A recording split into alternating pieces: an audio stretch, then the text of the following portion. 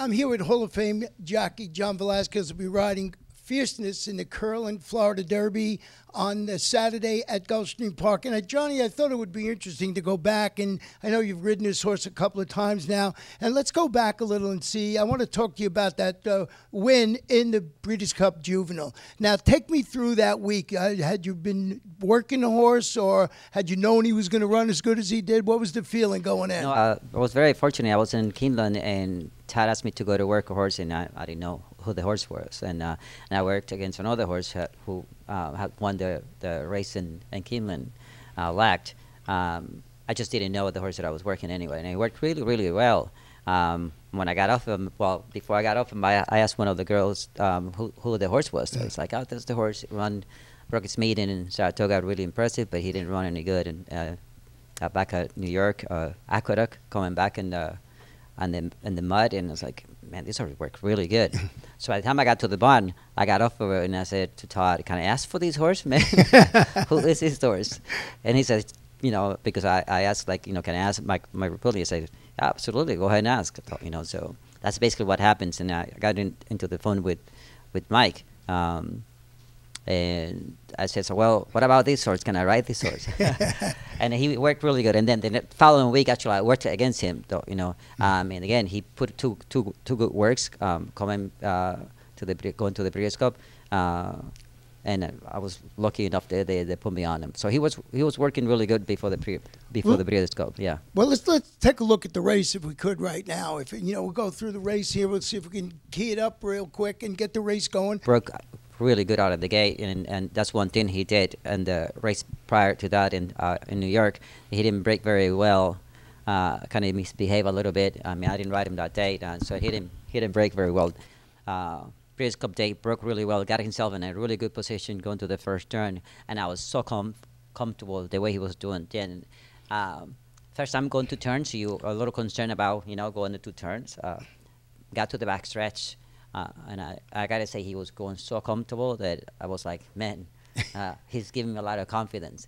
And once we got to the half a mile pole, I kind of felt somebody coming at my outside, and I just kind of give it a little cue to go, and he grabbed him to the bridle. Once he got to the bridle and coming to the quarter pole, I kind of let him go. And then from then on, it was pretty easy, though. He just kind of exploded down the stretch. And what is that feeling like when you got for lack of a better way of explaining, you got a ton of horse underneath you? You got that feeling, and you. I mean, like I say, I was in the back stretch, and he was going so comfortable that he gave me a lot of confidence. The horse in front, on the other hand, seems like it was kind of a little bit rank, and I'm kind of picking, to my side, and I see the horse right next to me. So I gave him a little cue, and he responded right away. And when I got to the quarter pole, I just kind of squeezed him, asked him for more, and he switched the lead in the 316 pole, and he went on. So you expect it, I expect him to run like that because he worked that well, and his gallop out was really, really good.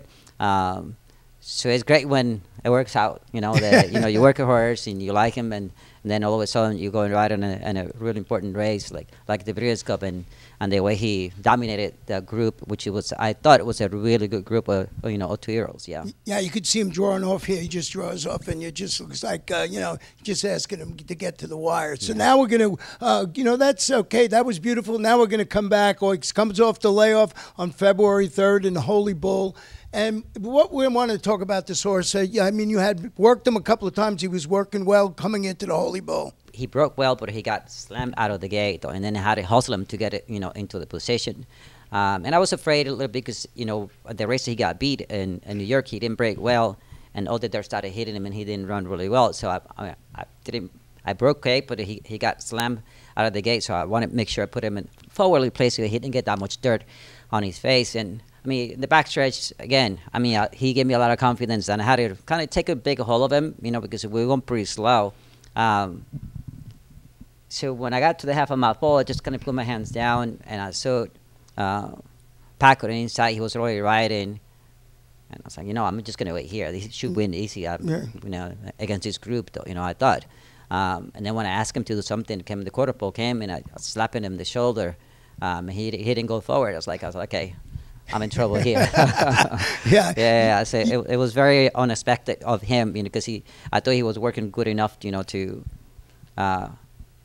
I mean, at this point right here, we're watching the race right now, and Right. he put the head in front of those horses, and I mean, I was pretty confident. And Paco was riding for a long way.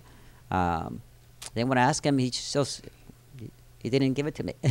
You just, Yeah. I guess it happens sometime. Yeah, It it's like just, I was very surprised, though, because normally when you give him a cue to go, he's there. I'm not sure, I can't pinpoint what we do, wrong in this kind of race. So yeah, just he's doing well now. Yeah, looks like he's just like breathing really cruising good. along there. Yeah, but third's not that bad. We have to wait for a brighter day. Now, I want to go back real quick if we can. And when you worked this horse, it was back on March 10th. He's had to work after that, but on March 10th, it was just so impressive that day. We showed it earlier in the week, and it looked like you were just sitting around waiting for the other horse to run. We'll show it here. He's such a good workhorse in the morning that he'll do whatever the other company will do. Though it's like you just kind of sit against him and you wait for the company to come to him, and then you don't have to do very much with him. Though, And afterwards, like the gallop out, I make sure he gets a little bit out of the work. So I do make him gallop out a little bit, but not a lot because he does it pretty easy. Though he has a horse next to him. He's not a rank horse, but he's very competitive. Though again, I mean I can't pinpoint why he didn't run this race. Now, yeah. What are you expecting with the stretching out to the 9 furlongs? How do you see the race unfolding? What's in your mind? The way he works, really, and if he shows up the way he ran the Breeders' Cup, come on. I mean, if he shows up the way he ran the Breeders' Cup, we shouldn't have any doubts. It's about if he's going to run his race or not. And again, he's been working well, just like the race before. I can't say anything else that why didn't show up in the last race. I don't know. Yeah, well, that's hard. It's a mystery to me. It's horse racing. Yes. We were talking before we started this, and I tried to say, which was your favorite Florida Derby winner here? You were looking through, and it was a little hard to point it out.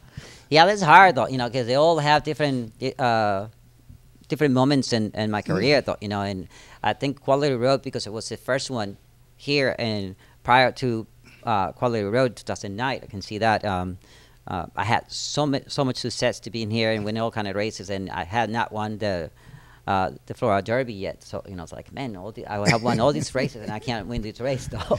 So it's one of the things that's kind of special, right? So and on top of my career and not winning those kind of races like that, I have won every prep before the Derby, Kentucky Derby, including the Florida Derby, and it was kind of missing those. Like, man, can't win this race. What happened? And after that, kind of broke the mold for the rest of them, though. Yeah, you drew them off there for a couple of years, 15, 17, and 18. So very good. Well, thank you, Johnny. I really appreciate your time, and it was great walking you through these couple of races, and good luck on Saturday. Oh, thank you, guys. So now I hope that he shows up the horse that we expected of him. Thank you very much. Thank you.